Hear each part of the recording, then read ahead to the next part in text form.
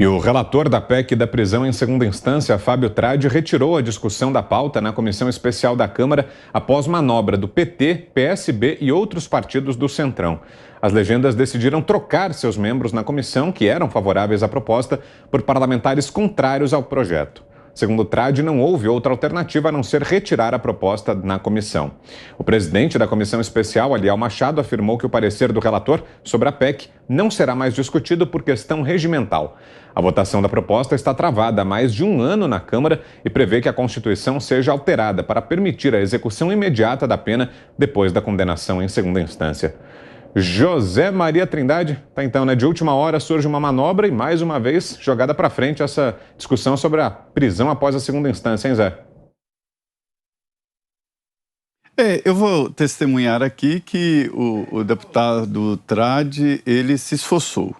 Tentou aprovar, amenizou, tirou um termo aqui, tirou outro ali, tentou acomodar ali vários setores, mas o Centrão olhou de lado assim e falou, não vou comprometer o meu futuro, não. É isso mesmo, é causa própria. Todos eles se sentem já condenados. Eles sabem que estão fazendo alguma coisa para a condenação futura. Uma comissão, ela é formada de forma proporcional, né? Os partidos indicam integrantes da comissão com base nas suas bancadas. E ao líder do partido cabe indicar os integrantes da comissão. Eles não têm mandato na comissão, né? Quando viram que o projeto iria mesmo ser aprovado, eles decidiram trocar os integrantes, destituíram os antigos e colocaram novos, adestrados e contra a prisão em segunda instância. Foi isso que aconteceu. O deputado Fábio Tradi, de uma maneira inteligente, tirou o projeto, porque aí também não derrota, né? Fica aí de banho-maria e fica esta fratura exposta e esta vergonha explícita do Congresso Nacional. Por que nós temos que defender a prisão depois da condenação em segunda instância? É porque é muito lógico. A partir da segunda instância, não há mais defesa possível quanto a conteúdo. Todas as provas, todas as testemunhas já foram analisadas até a segunda instância. A partir dali, não se pode mais discutir de maneira nenhuma conteúdo. Se discute alguma possibilidade de erro judicial, se discute algum detalhe jurídico ali. Então, raramente um tribunal superior, além da segunda instância, acaba mudando o que aconteceu em primeira instância. No caso de Lula, todo mundo sabe que foi uma decisão política do Supremo e não exatamente processual. Esta é a realidade. Só que é o seguinte, na mentalidade do povo do Brasil, funciona da seguinte forma. Alguém comete um crime, o que acontece quando é pego ali na hora? Imediatamente chama a polícia chega, pega aquele sujeito, coloca no camburão e manda para a delegacia. Aí fica na cabeça das pessoas que ele foi preso.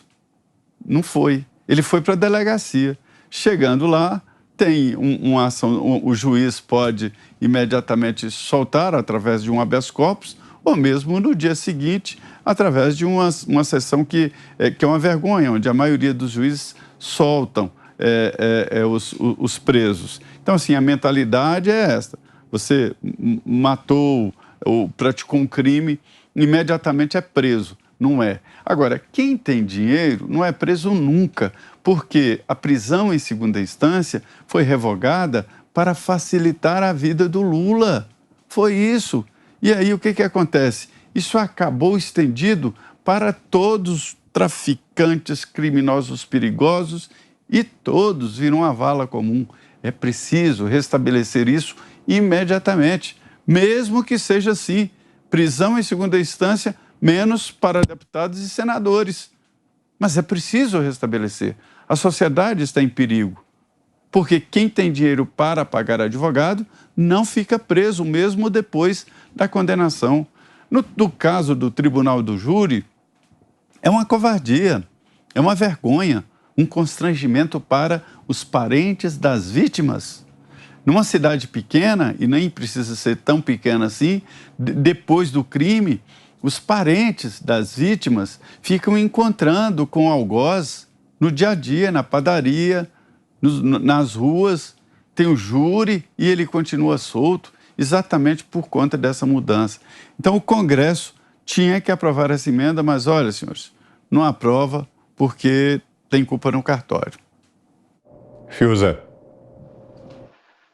O Supremo Tribunal Federal, depois de decidir que era preciso legalizar, autorizar a prisão após condenação em segunda instância, porque isto significava, sem essa possibilidade, era o Instituto da Impunidade, o STF decidiu isso e pouquíssimo tempo depois, cerca de 3 anos, rasgou sua própria decisão. E o único fato notório, relevante, expressivo em termos de impacto público nesse período foi a prisão do Lula. Então foi um casuísmo do STF que serviu para soltar o Lula, que agora está sendo descondenado, e abolir a prisão no país. Agora, é curioso, isto foi então como demanda do país para o Congresso Nacional legislar, e o Congresso Nacional foge disso. O Congresso Nacional foge dessa matéria, empurra com a barriga.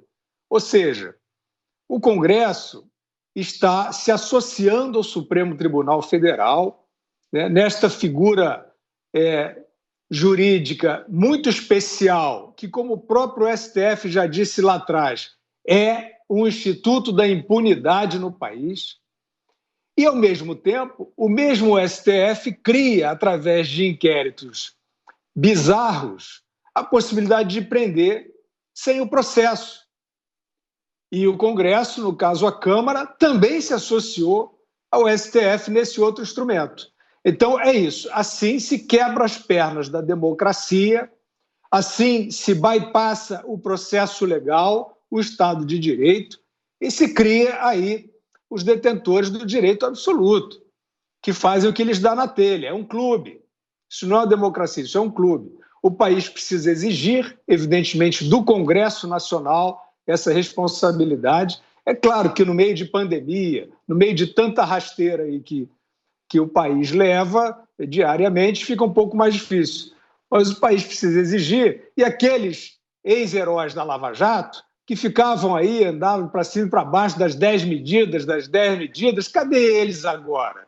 A gente tem que gritar contra isso aí. Você, Cris? Eles estão vindo para a política, né, Fiuza? É por isso que no outro dia eu dizia que eu acho bom que essas figuras venham para a política para mostrar no ambiente político o que se pode fazer, porque se Deltan Dallagnol, por exemplo, está numa comissão especial dessas e não vota ou não faz de tudo para votar a favor, aí sim a cobrança pode ser muito grande em cima dele. Mas olha aqui, eu peguei algumas informações que eu acho importante trazer. Os partidos integrantes dessa comissão que hoje votaria a PEC da prisão em segunda instância, votação que já tinha sido adiada de ontem para hoje, porque ontem não houve acordo, então já é a segunda vez na semana que tem que adiar essa votação. Os partidos trocaram 13 membros da comissão, 13 membros. Não foi só o PT e o PSB, esses partidos de esquerda radical, não. Teve também PP, Partido Progressista, o Republicanos e até o PL, atual partido do presidente, trocando integrantes, tirando integrantes que eram favoráveis à aprovação da PEC e substituindo por integrantes que são contra a aprovação dessa PEC, e a gente já imagina por quê, né? Normalmente tem culpa no cartório e não querem que as coisas voltem a ser como eram até pouco tempo atrás e foram modificadas, como vocês bem lembraram, para beneficiar o ex-presidente e ex-presidiário Lula. E a indicação dos membros das comissões da Câmara é dos líderes dos partidos. Então, a culpa dessa manobra ridícula, descarada, é dos líderes dos partidos. E aí vamos lembrar de um outro caso recente em que também houve uma manobra nada estranha numa outra comissão especial, que era a da PEC do voto impresso. Aquilo já havia certeza de aprovação, tudo tinha sido discutido, já estava muito claro, inclusive os custos que isso geraria para o TSE, que não eram altos como o TSE tentou adiar, dava para custear tranquilamente a acoplar nas urnas eletrônicas uma impressora para o voto cair impresso, um comprovante do voto dentro da urna. Vamos sempre lembrar que não é cédula de papel, o pessoal causa confusão aí, proposital. era um comprovante impresso. Aquela PEC passaria tranquilamente e, de repente, depois de uma visita de ministros do STF, num ativismo político judicial descarado, proibido pela Constituição, que deveria já ter gerado pedido de impeachment colocado para análise lá pelo seu Rodrigo Pacheco, para os senadores votarem. Num ativismo descarado, foram se reunir com líderes de partidos e, estranhamente, os líderes de partido trocaram os membros da comissão, porque é deles a responsabilidade, e inverteu a votação. Está acontecendo a mesma coisa na PEC da segunda instância e nós temos que cobrar agora dos líderes desses partidos, PT, PSB, PP, Republicanos e PL. Augusto Nunes. Olha, eles se entendem maravilhosamente, esses partidos, com a atual composição do STF. O STF, veja bem, dos filmes, né? Bom, o cinema está sempre ensinando a gente aí como se deve fazer. Você pega um júri americano, lá você tem a decisão anunciada pelo primeiro jurado, né? Guilty ou not guilty, e o sujeito já sai algemado ali, vai para a cadeia. Ponto.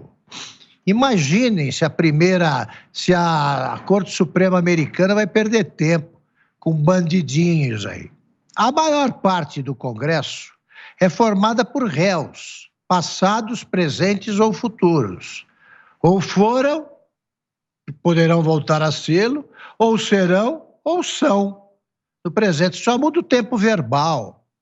Eles têm culpa no cartório, então eles não querem, ao mesmo tempo que eles não querem mexer com o Supremo, eles vão se blindando e tal, e mais. Eles sabem que poderiam peitar o Supremo, e fazem isso quando os próprios interesses são ameaçados de perto.